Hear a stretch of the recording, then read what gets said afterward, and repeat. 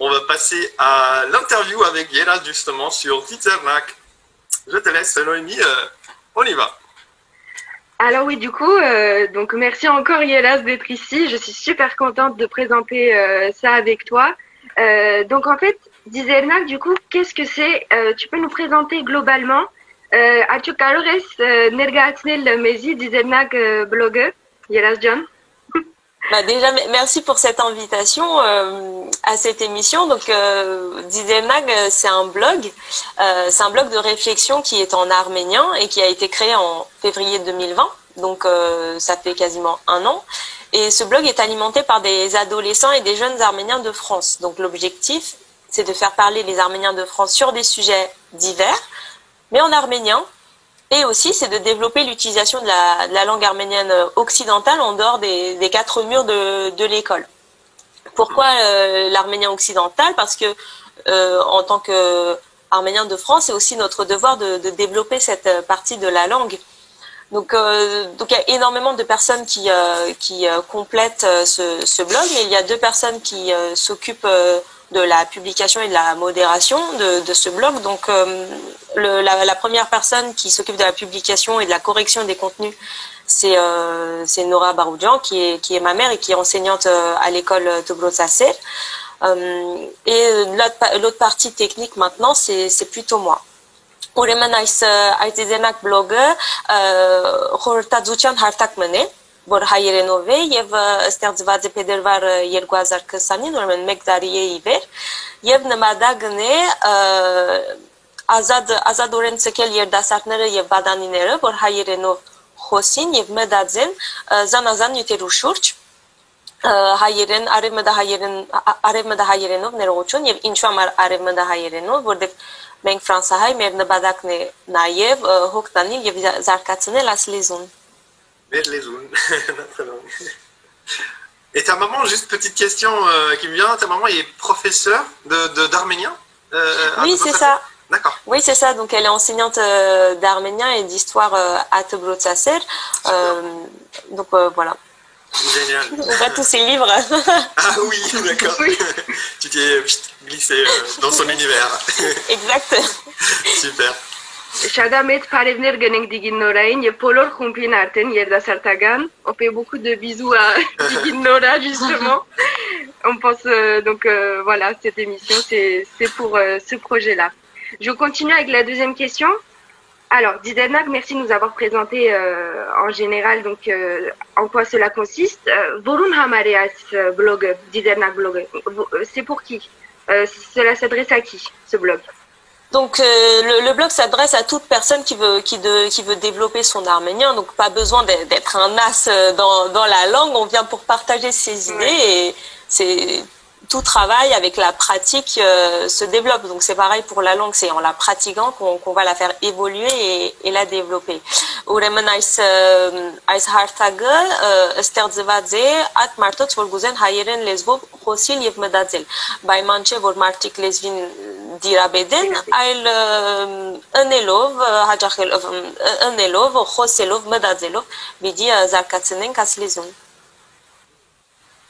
Այո, շատ իսկապես շատ ճիշտ է, այսինքն խոսելով եւ մանավանդ դարբեր նյութերով խոսիլը հայերենը Tobrotին դուրս ինչպես որ էսիր ադե կարևորը c'est vrai que de parler l'arménien en dehors de l'école, en dehors vraiment de se dire que l'arménien ça peut être aussi une langue de réflexion, d'amusement, c'est vraiment super là pour ce projet. Ah oui, c'est vraiment ça qui me touche beaucoup. Mais c'est vrai que les langues en général pour le développer le mieux possible, le plus rapidement possible, évidemment, ça passe par la pratique.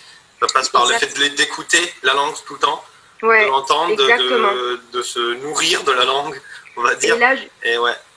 Et là, en plus, en faisant des débats, on en parlera juste après, on apprend de nouveaux mots. Du coup, c'est vraiment très enrichissant. C'est à force de les entendre, oui, du coup, qu'on améliore la langue. Et puis, de parler avec les Arméniens aussi, des jeunes Arméniens, ça fait...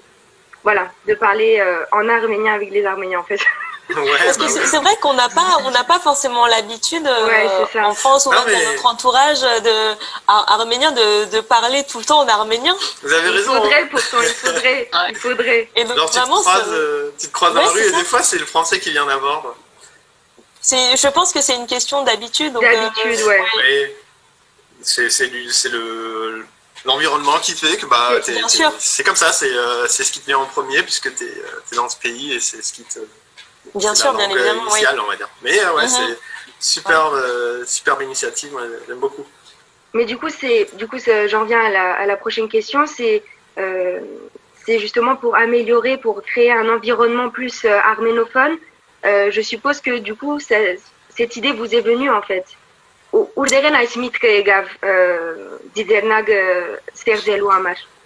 C'est venu d'un constat. On en parle souvent avec ma mère. Enfin, on en parlait avant la création de ce blog. Donc, les nouvelles générations en fait d'enfants, d'élèves ont besoin de nouvelles méthodes d'apprentissage. Les anciennes méthodes ne sont plus forcément efficaces. Et l'idée, comme on le disait, c'était de sortir la langue du cadre des murs, des murs de la classe pour que ce soit utilisé de manière quotidienne. Et on s'est dit, pourquoi pas faire un blog pour que les personnes qui pratiquent cette langue l'utilisent au quotidien et que ce soit mis en ligne et que toute personne autour du monde puisse y avoir accès. Bien évidemment, les contenus qui sont publiés sont corrigés avant d'être publiés. Et on a eu l'opportunité, donc vraiment ça s'est fait par hasard. La coïncidence c'était vraiment, c'était incroyable parce que le blog a été créé en février 2020 et en mars c'était le confinement.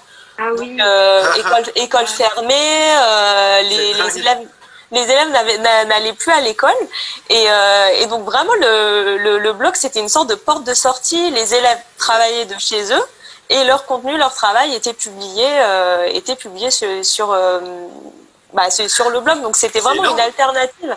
Mais vraiment ça s'est fait de manière vraiment très bien quoi. Ouais, le timing il était un peu exceptionnel. Ouais. Exact, ouais. Donc pardon, je vais traduire. Donc նոր սերունդները պետքունի նոր կորձիկներու որ հարաճանան իրենց լեզին մեջ, իրենց կյանքին մեջ եւ դպրոցը դեռ մնե որ գսերպակրենք իր հայերենը, գսորվենք եւ գսերպակրենք, բայց այս հայերենը ինչպես որ քիչ առաջ ասին, պետք է մեն ամենօրյա կյանքին մեջ խոսենք։ Ուրեմն ասմիտքը եկավ որ հայերենը դարբեր ցևերով խոսենք միամ դպրոցին մեջ չէ եւ ադրամար ասմիտքը եկա եւ աս մեգուսացումը շատ լավ արիթ էր որ աշակերտները հաջախեն խոսին եւ դպրոցենալ երբեմն դուրս Մեմնալ բիլիոսեի դեր մնե որ քրված է ամեն ինչ, այսինքն այդ ցանցը քրությունները կան ով ուզենե գրնա նոր գարտալ, նոր սորվի, բարերը որ նոր սորվետա. Il y a aussi cette idée de relecture qui est bien, du coup, c'est quelque part ancré dans Didernak. Toutes les réflexions et tout, ils sont déjà ancrés en fait dedans. Quand on parle en débat, on peut dire des choses et après les oublier peut-être, mais quand on fait les conclusions, les résumés, notre propre résumé qu'on met sur le site, on peut après revoir et relire les lectures des autres aussi. Donc ça aussi, c'est vraiment super. Après, donc, on en arrive à la partie, tu disais qu'il y avait des parties donc pour les jeunes. Je voudrais que tu me parles plus de cette partie jeunesse, de la partie donc du blog Didernak. Yeda Sartagan Paginin Atugnas Mezi Aveli Derigatnes Aveli Derigutundal Yeraz. Bien sûr, Anchouch. Donc, comme je disais, donc, au début, j'ai vraiment axé mon discours sur les adolescents qui sont à Tobrotsassel. Bon, après, le blog n'est pas restreint à Tobrotsassel. C'est juste que ma mère est enseignante là-bas et donc donc elle fait travailler ces élèves-là, mais c'est pas restreint. Et donc la deuxième partie, c'est les jeunes. Les jeunes qui ont notre âge ou même un peu plus grands. Donc l'idée est venue parce que moi j'avais un groupe d'amis avec qui j'aimais extrêmement débattre quand on allait chez l'un, chez l'autre. Et puis on s'est dit, pourquoi pas faire un groupe de débat. Et donc en 2016, donc ça fait un peu, ça date quand même. En 2016, on a créé un groupe de débat. Aujourd'hui, on est environ 15 personnes. On se réunit actuellement par Zoom une fois tous les 2 mois et on débat sur des sujets extrêmement variés. Donc ça peut être sur l'école, ça peut être sur la loi, ça peut être sur l'art. Donc vraiment, c'est des sujets extrêmement variés qui sont pas forcément liés au sujet arménien en fait. Et quand le blog a été créé l'année dernière en février, on s'est dit l'étape de plus après la réflexion et le partage des idées, c'est de l'écrire. Vraiment, c'était de compléter tout le travail qui est effectué et c'est pour ça on a profité de la création de ce blog pour mettre sur papier nos idées et après correction que ce soit publié. Ուրեմն առաջին մասը ինչպես որ ցեզի ներկայացուցի բադանեգան մասներ որ դպրոցասերի աշակերտները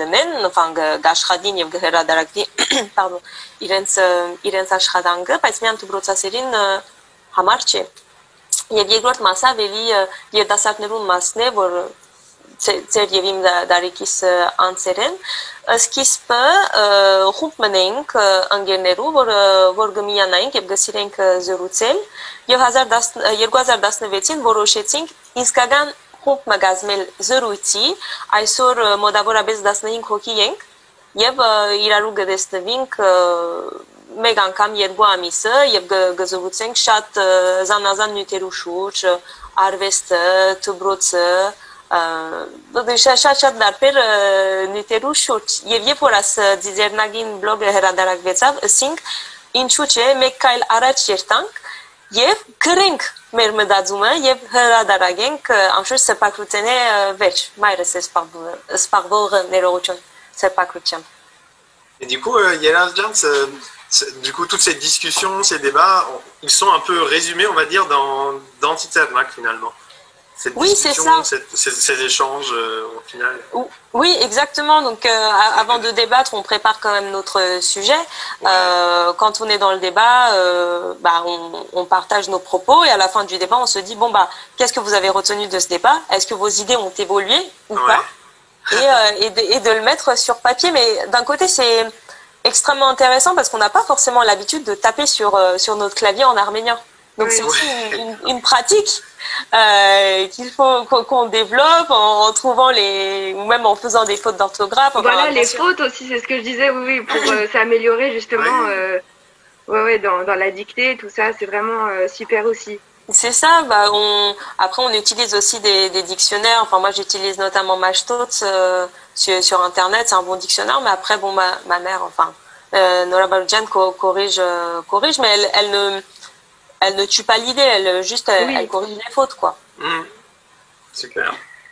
Du coup, Yeraz, vous voyez bien mon écran? Est-ce que vous voyez bien? Ouais, on voit bien ton écran. Parce que du coup, on en arrive à la question Ինչպիսի ստեղծագործություններ այստեղ գրադարակվին? Yeraz, quel type de publications sont mis sur Dizernak? Là, j'ai ouvert la partie des débats en fait. Yeraz, tu nous parlais, donc tu disais que vous débattez sur plusieurs sujets. Là, on avait Turc et Debroce. Là, on s'était intéressé sur le rôle de l'école dans la diaspora arménienne, en fait, le rôle de l'école arménienne. Oui, c'est ça. Donc là, on est dans la partie jeunesse. Et d'ailleurs, c'est Lucie Osepian, je pense que vous connaissez. Oui, vous connaissez bien. Qui avait le gros batik, oui. Gros batik.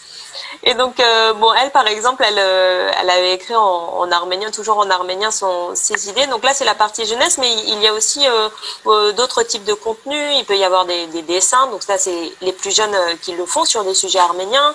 Mais ça peut être des jeux aussi, des mots croisés ou de l'expression libre. Si on a envie de parler d'un sujet précis, on peut le faire. Il y a aucun problème. Ça peut être des poésies. Là, par exemple, c'est une poésie que Noémie avait mis en plus en musique. Oui. Et il y a d'autres vidéos. Ձիդենագին հրադարակված նյութերը շատ զանազան են, գրնալալ կզակրություններ, ավելի երդասարտներն են ընողը, գրնալալ խաղեր, խաչպարներ, բայց նաև ազադարդահայդություններ, վիդեոներ, կամ բանաստեղծություններ, donc շատ il y a plein de types de contenu possibles. C'est vraiment super varié. En fait, ça, chacun, s'il se sent plus de plaisir à faire ce genre de mots croisés ou ce genre de choses en arménien, justement, bah, il peut s'attaquer à ça sur DJMac. Mais c'est vrai, mais exactement, même les enfants qui ne sont par exemple pas forcément scolarisés en école arménienne, bah, il y a des jeux, ils peuvent s'entraîner, ils peuvent apprendre de nouveaux mots.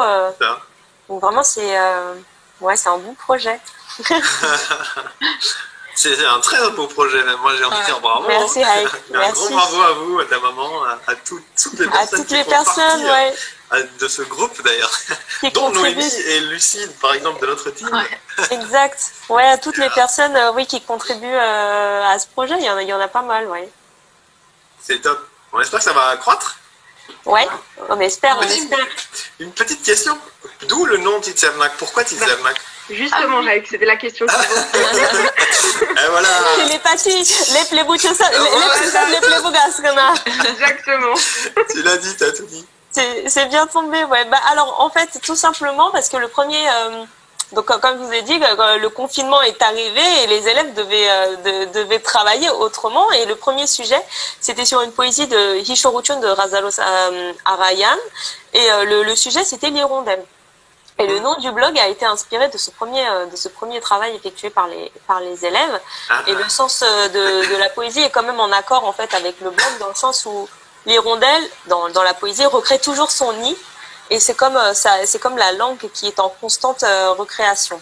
Ուրեմն այս ինչ համար դիզերնակ անունը հարթագին համար, որովհետև առաջին հրադարակված աշխատանքը եւ բադանիներուն հիշողություններ Ղազարոս Աղայանին եւ նյութը դիզերնագն էր, որ նյութը դիզերնագը անգամ իր փույնը գշնե եւ լեզվին դեսե, որ ամեն անգամ գշինգի.